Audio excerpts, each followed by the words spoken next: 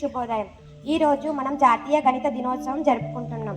ఇది భారతదేశపు గొప్ప జాతీయ గణిత శాస్త్రవేత్త శ్రీనివాస రామానుజన్ గారి పుట్టినరోజు. శ్రీనివాస రామానుజన్ గారు పెద్ద నగరంలో కాకుండా ఒక చిన్న గ్రామంలో జన్మించారు.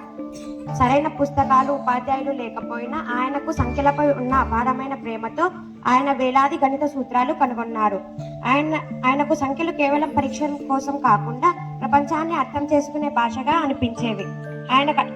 ఆయన కనుగొన్న సూత్రాలు కంప్యూటర్లు, విజ్ఞానం, అంతరిక్ష పరిశోధనల్లో ఉపయోగించేవారు.